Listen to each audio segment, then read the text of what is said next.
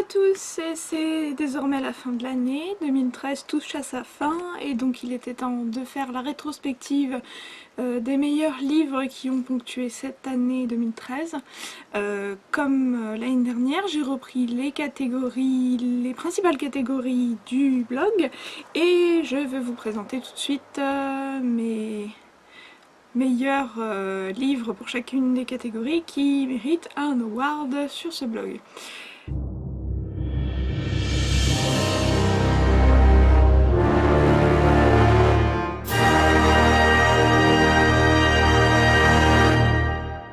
Première catégorie, roman historique, et j'ai choisi forcément Philippa Gregory, La Reine clandestine, aux éditions L'Archipel, en version originale de White Queen, qui a été adaptée en série télé et qui est également nominée aux Golden Globes, car la série est vraiment excellente et vraiment très très fidèle au livre.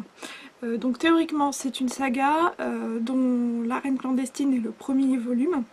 Néanmoins, les éditions Archipel n'ont pas l'air de vouloir traduire les tomes suivants, sachant qu'il y a au moins 5 tomes dans la série pour le moment. Je crois que oui, on en est. Je ne sais pas si elle va s'arrêter là, mais en tout cas pour l'instant il y a au moins 5 tomes. Donc c'est un peu le point négatif, c'est que je pense que si je veux connaître la suite, il va falloir que je les lise en version originale, sachant que ça date pas d'hier quand même, donc voilà. Rapidement, donc si vous n'avez pas lu la chronique, de toute façon toutes les chroniques seront listées en dessous. C'est l'histoire de la Reine Blanche, donc c'est les ancêtres de la famille Tudor. Au moment où il y avait une lutte intestine en Angleterre, un siècle avant les Tudors, donc si je ne dis pas de bêtises, oui en 1464, ça date un peu, hein, le temps que je l'ai lu.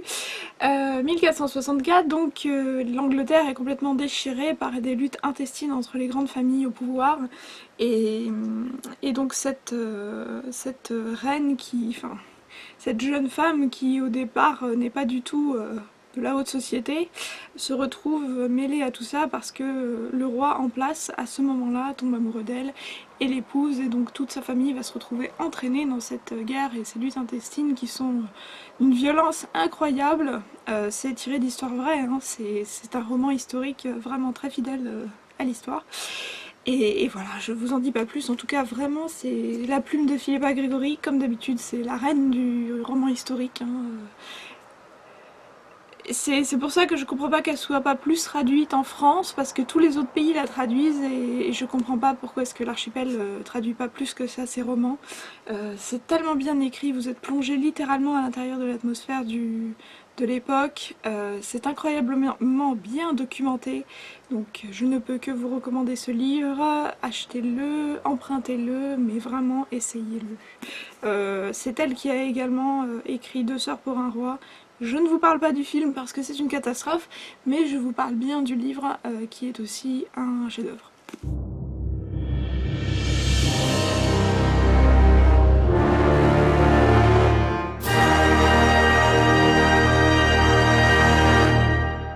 Catégorie roman contemporain, cette fois-ci j'ai choisi pour vous Les dieux voyagent toujours incognito par Laurent Gounel aux éditions Pocket. Superbe livre qui vous apporte une grande philosophie de la vie. Je saurais pas quoi vous dire d'autre, c'est à lire, pas forcément tant pour l'intrigue, mais vraiment pour les leçons de vie que ça vous apporte au quotidien. Je pense que tout le monde peut se reconnaître à l'intérieur de ce bouquin.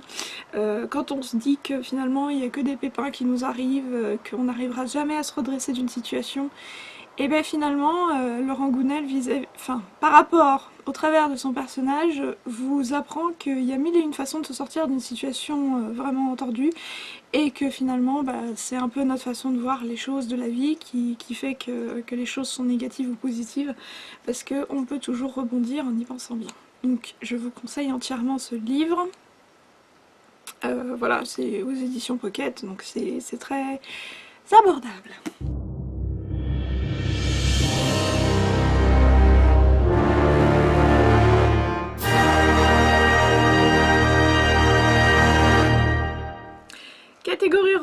fantastique cette fois-ci. J'ai choisi forcément le roman qui a fait le buzz cette année, c'est World War Z de Max Brooks, qui a été également adapté en film avec Brad Pitt. Voilà. Film et livre qui n'ont absolument rien à voir l'un avec l'autre.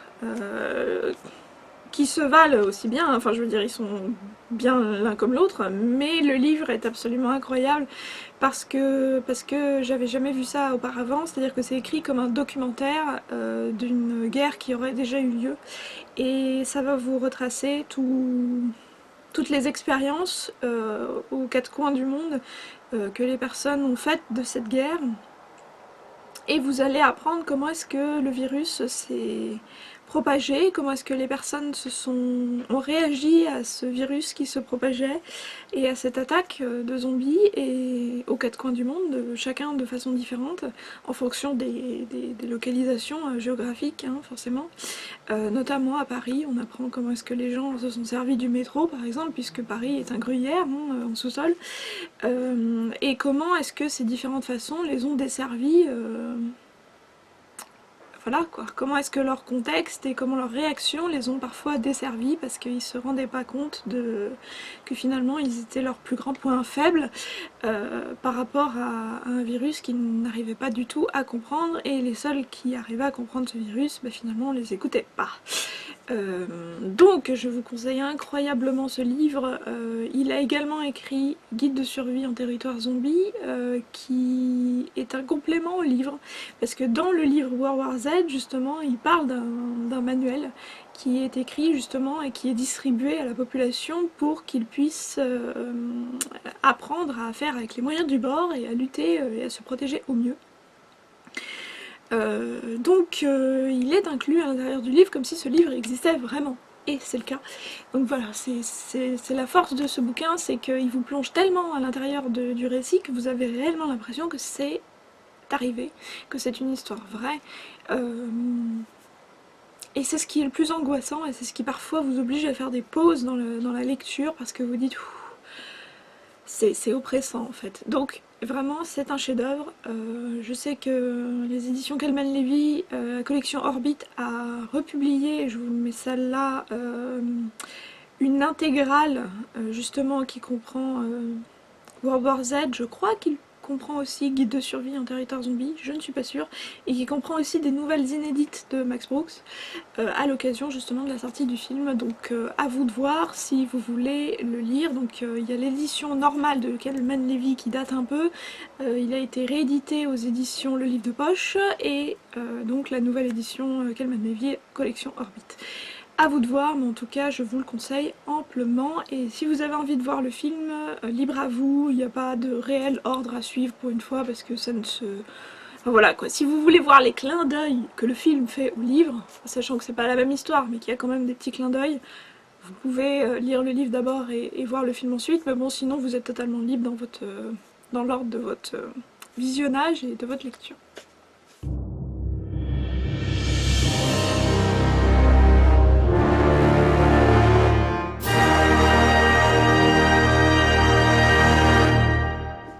Catégorie roman jeunesse, young adulte, et forcément il n'y a pas de surprise pour celui-là, je vous ai sorti Night School Rupture, le site de CJ Doherty, paru aux éditions Robert Laffont, la collection R. Je vais pas encore vous rabâcher les oreilles pour vous dire à combien j'aime cette saga et que j'adore cette saga. Le tome 3 est ici phénoménal, autant le tome 2 était un peu plus... avait fait peut-être un peu plus retomber le rythme, était peut-être un peu plus un tome de transition, mais alors ce tome 3 est juste une bombe. Je vous conseille amplement déjà de découvrir cette saga si c'est pas déjà fait, mais alors ensuite de foncer lire ce troisième tome si vous avez eu le troisième tome au pied du sapin, si vous l'êtes fait offrir, s'il y a une occasion pour que vous vous fassiez offrir, que ce soit fête ou anniversaire, mettez-le dans votre liste, mais vraiment vous ne serez pas déçus, je vous assure que ça vaut vraiment le coup. Et les dernières informations que j'ai pu avoir, c'est que le tome 4 qui va sortir probablement au mois de mai est encore meilleur, et je ne sais pas comment c'est possible, mais apparemment le niveau monte en tension à chacun des livres, et Et je peux pas vous révéler tout ce que j'ai appris à propos du tome 4 parce qu'il y a encore des choses qui sont un peu secrètes, mais lisez le tome 3 parce que je vous préviens que vous serez pas déçus. Voilà, c'est tout ce que je peux vous dire et vous me remercierez un jour.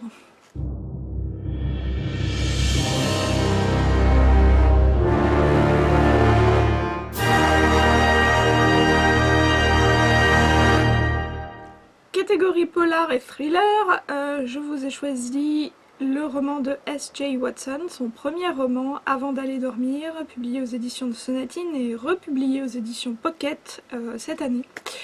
Un premier roman donc, mais quel premier roman? C'est-à-dire que c'est un thriller, comment vous dire, une sorte de huis clos en fait, parce qu'on est à l'intérieur de la tête d'une femme qui a perdu la mémoire et qui écrit un journal intime. Et donc ce qu'on a entre les mains, à savoir le roman, et son journal intime qu'elle est obligée de relire chaque jour pour se rappeler des événements qu'elle a vécus les jours suivants, et chaque jour elle continue à la fin de sa journée à ajouter des détails sur la journée qu'elle a vécue, et elle recommence encore et encore et encore, et petit à petit elle va se rendre compte que entre ce que lui dit son mari de son passé et ce qu'elle lit chaque jour dans son journal, il y a certaines divergences qui commencent à apparaître et qui sont assez énormes. Donc voilà, ça nous plonge dans une angoisse qui commence à se demander: est-ce que je suis dingue?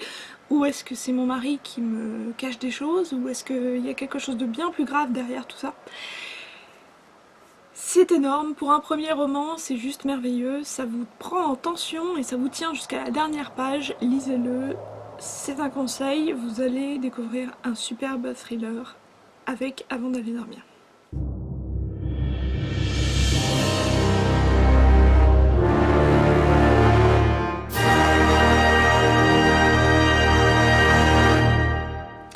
Dernière catégorie humour.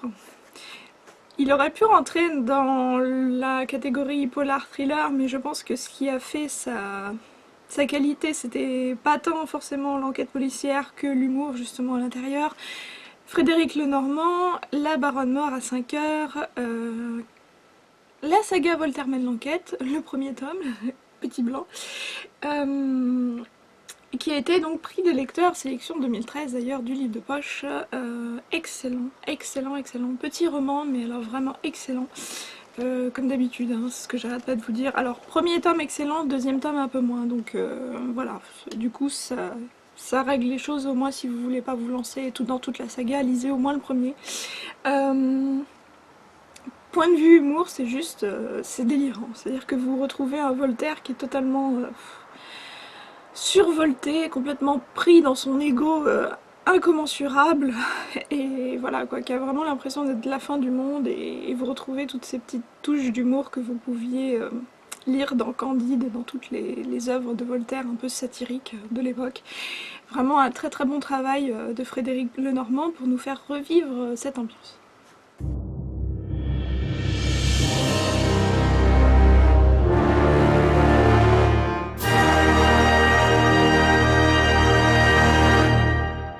Et donc pour finir, le meilleur livre de l'année pour moi, donc je pense que, comme d'habitude, ça fera pas de surprise. Entre tous les livres que j'ai pu lire, ce sera Night School Rupture. Je l'ai attendu avec incroyablement d'impatience, et c'est maintenant avec incroyablement d'impatience que j'attends le tome 4 pour l'année suivante. C'est vous dire encore une fois combien j'ai adoré ce livre et combien vous devriez vraiment lire cette saga. Voilà, je ne vais pas en faire des masses une fois de plus parce que je pense que je vous ai suffisamment rabâché les oreilles avec tout ça. Et sur ce, je vous souhaite une très bonne fin d'année 2013, un très bon réveillon, très bonne année 2014 qui soit pleine de superbes lectures. J'espère qu'on va découvrir de superbes romans à nouveau et qu'elle va être remplie de bonnes surprises. Sur ce, voilà. Tous mes meilleurs vœux, bonne lecture et soyez heureux. Salut!